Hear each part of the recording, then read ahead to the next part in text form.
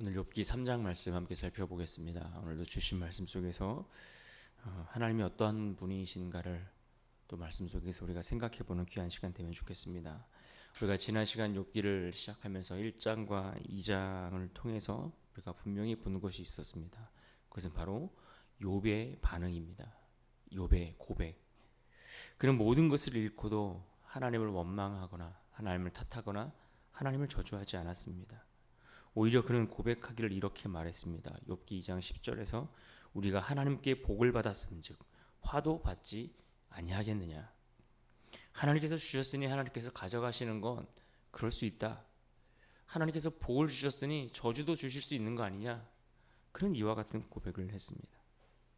그래서 이어지는 말씀에서는 그가 그렇게 고백하며 입술로 하나님께 범죄하지 않았다. 하나님께 범죄하지 않았다라고 그렇게 말씀했습니다.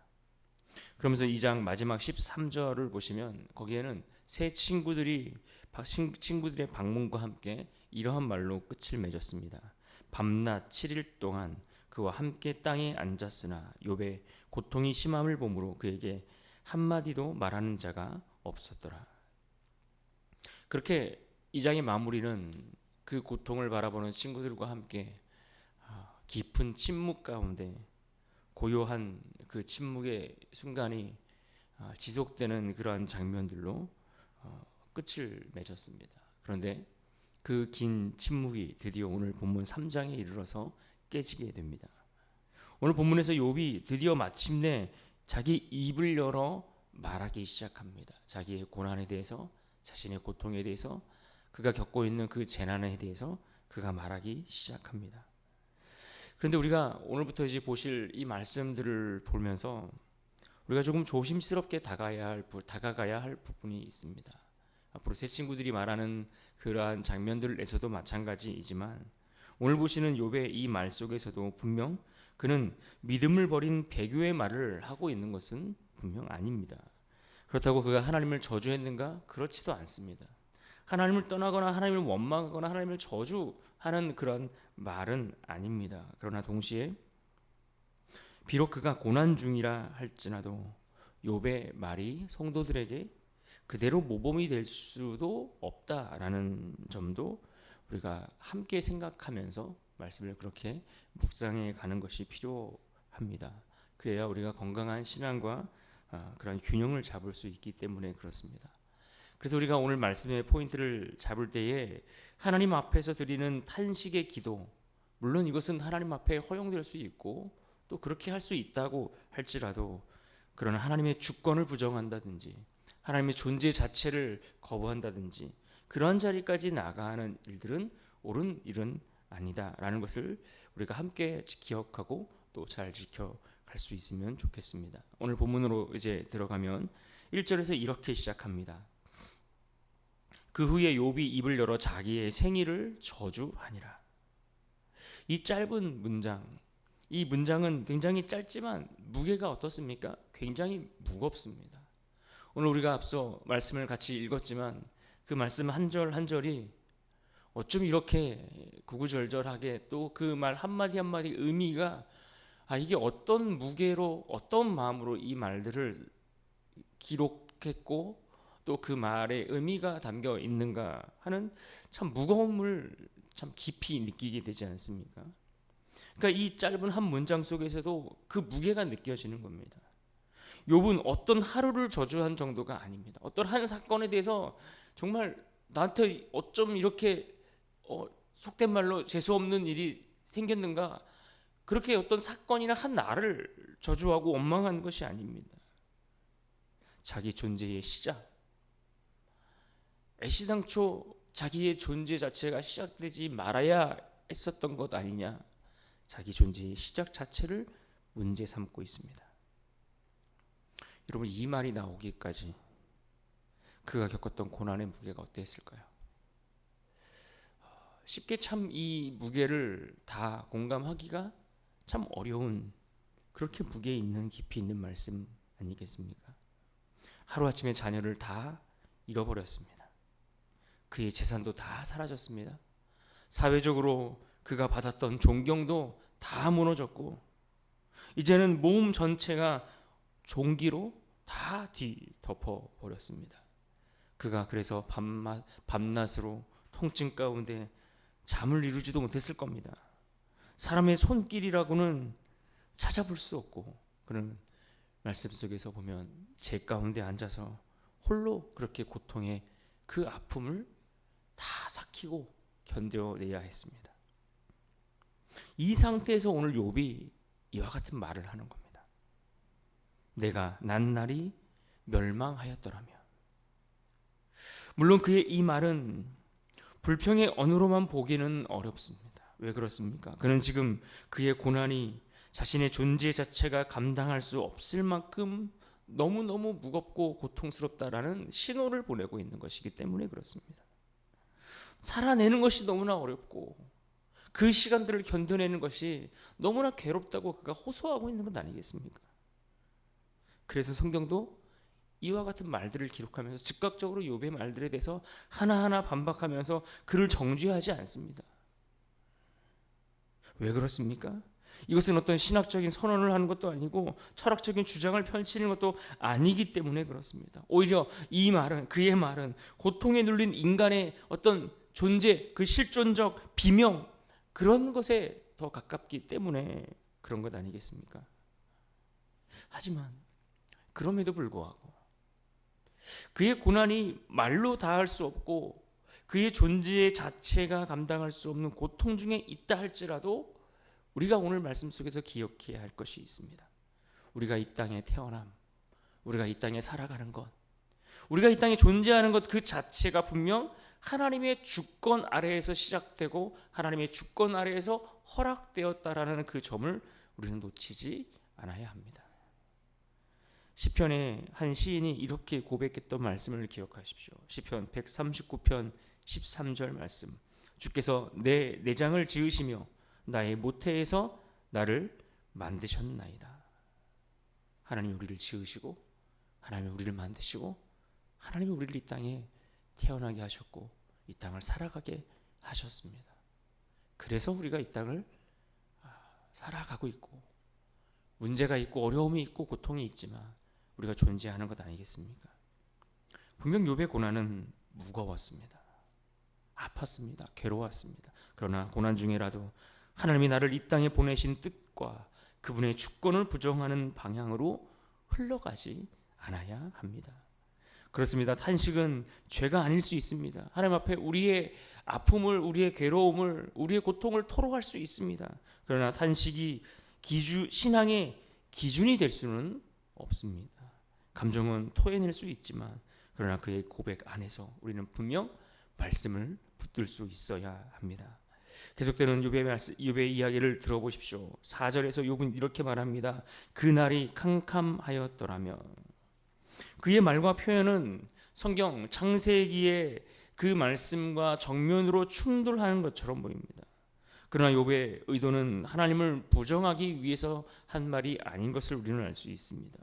욥은 말로 이렇게 외치고 있는 겁니다. 하나님, 지금 이 고통은 빛으로 시작된 삶이라고 말하기조차 어려울 만큼 너무나 어둡고 캄캄합니다. 라고 그가 소리치고 있는 겁니다. 그래서 이것은 문학 형식으로 따지면 시라고 말씀드리지 않았습니까? 고통의 언어를 시적으로 표현하며 울부짖는 그러한 그의 마음이 표현되고 담겨 있는 겁니다. 이런 표현을 통해 그가 겪는 고난, 우리가 인생을 살아가면서 겪게 되는 그 고난의 무게가 어떠한가를 우리가 깨닫게 하시기 위한 말씀들입니다. 욥이 왜 어둠을 말하고 있습니까? 어둠을 말할 수밖에 없는 이유가 무엇입니까? 그의 삶이 빛으로 그의 삶에 비춰져야 할 그 빛이 완전히 가려졌고 사라졌기 때문 아니겠습니까? 내일이 보이지 않기 때문입니다. 회복의 가능성도 보이지 않기 때문입니다. 그 어떤 기대와 소망을 둘 만한 것들이 지금 그가 겪고 있는 그 순간의 그 현실 앞에서 아무것도 보이지 않았다는 겁니다. 심지어 하나님의 뜻도 하나님의 인도하심이 어디에 있는지조차 도무지 느낄 수 없으니 얼마나 그가 고통스러웠겠습니까? 사람은 인간의 육체적 고통도 고통이지만 그 고통 중에 하나님의 침묵을 경험하면 그것만큼 고통스러운 일이 또 있을까 싶습니다. 이 정도 상태가 되고 철저히 그 고난 중에 하나님과도 마치 단절된 것 같은 그러한 상황 속에 들어가 있는 인간의 절규와 또 그러한 상황 속에서 이와 같은 말들이 나오고 있는 것을 우리는 볼 수 있습니다. 또 11절 말씀을 보십시오. 어찌하여 내가 태에서 죽어 나오지 아니하였던가? 어찌하여 내 어머니가 해산할 때에 내가 숨지지 아니하였던가? 욥은 생명을 가볍게 여기는 사람입니까? 그렇지 않습니다. 욥은 생명을 가볍게 여기는 사람이 아닙니다. 그의 자녀들을 위해서 했던 것을 보십시오. 그들의 영혼을 얼마나 귀하게 여겼으면 그들이 매번 잔치를 벌일 때마다 한 명 한 명 그렇게 그들의 그 숫자대로 번제를 드리며 제사를 드리며 그렇게 영혼을 그들의 생명을 귀하게 여겼습니까? 그런 욥이 이런 질문을 던졌다라는 것은 역시 그의 삶이 버겁다는 겁니다. 감당할 수 없다는 것을 보여줍니다. 그러므로 그의 질문은 죽고 싶다라는 선언이 아니라 살아있는 것이 견딜 수 없을 만큼 아프다라는 고백인 겁니다. 그러나 이 역시도 우리는 동시에 분별할 수 있는 지혜가 필요합니다. 누구라도 그의 고난이 욥이 당하는 그 고난이 이해될 수 있고 또 그렇게 그 아픔을 그대로 받아들일 수 있다 할지라도 그러나 그것이 신앙의 목적지가 될 수는 없습니다. 고난이 깊어질수록 사단은 분명 이런 생각들을 조용히 밀어넣을 겁니다. 이 삶 자체가 잘못된 것 아닌가라는 생각 말입니다. 우리가 고통 가운데 어려움 가운데 환난을 당하면 사단은 늘 속삭입니다. 거봐, 뭔가 문제가 있는 거야. 우리 마음속 가운데 자꾸 그런 부정적인 생각들, 그런 마음들을 심어주지 않습니까? 하나님이 우리를 포기하신 것처럼 그런 마음들을 자꾸 사단이 우리에게 속삭이는 겁니다. 그래서 우리는 이 지점에서 욥과 함께 반드시 울어야 하지만 그러나 욥을 그대로 따라가지는 않아야 할 것입니다.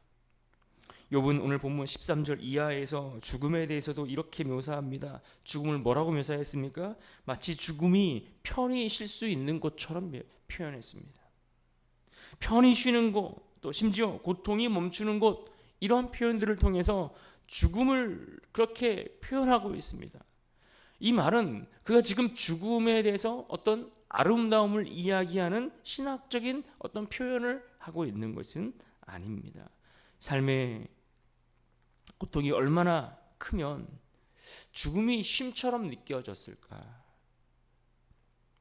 마치 죽으면 편안하게 쉴 수 있을 것처럼 그렇게 생각이 들지 않습니까? 이것이 욥기 3장이 보여주는 인생에 찾아오는 고난의 무게라 생각합니다. 타락한 세상에 살아가고 있는 인생의 무게. 우리가 이 땅을 살아가면서 왜 고난이 있을 수밖에 없습니까? 왜 인생에 그러한 아픔과 환난과 고통과 슬픔을 우리가 겪어야 합니까?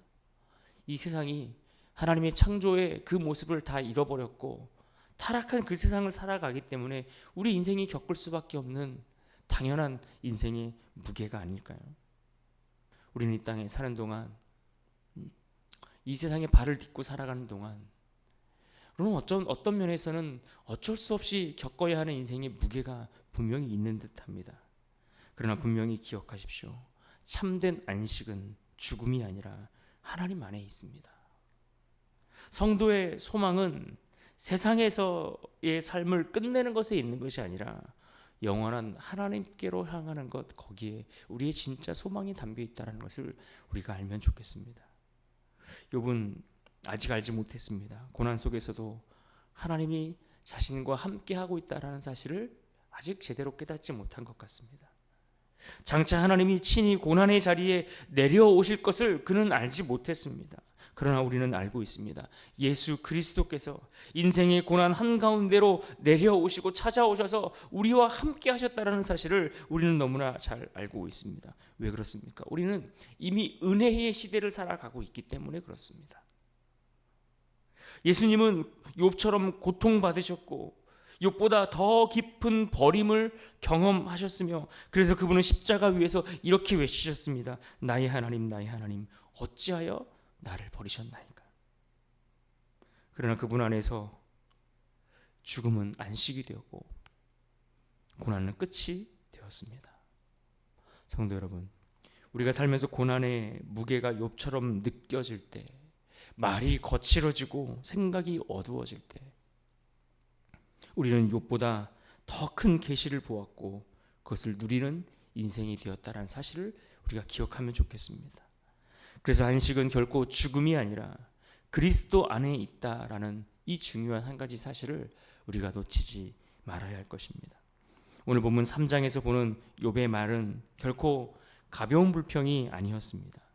인간이 감당할 수 없는 한계를 넘어선 고난의 무게에서 비롯된 그의 탄식을 우리가 보았습니다. 그러나 우린 성도로서 그 무게를 당연히 이해할 수 있어야 하고 또 그 무게를 고스란히 우리가 때로는 안고 살아가야 하는 순간도 있을 수 있지만 그러나 하나님의 주권과 그분이 우리에게 허락하신 그 생명의 가치를 놓치는 자리까지는 가지 않아야 할 것입니다. 그러므로 오늘 우리가 붙들어야 할 말씀이 있다면 본문 20절 말씀을 같이 붙들고 생각하면 좋겠습니다. 20절 말씀 같이 한번 읽어보겠습니다. 함께 있습니다. 시작. 어찌하여 고난당하는 자에게 빛을 주셨으며 마음이 아픈 자에게 생명을 주셨는고. 욥의 이 말과 고백을 오늘 우리는 그리스도 예수 안에서 다시 붙들 수 있기를 바랍니다. 고난 중에라도 그리스도 안에서의 안식을 바라고 하나님의 주권을 인정하는 그러한 복된 성도로 이 하루를 살아갈 수 있기를 주님의 이름으로 축복합니다.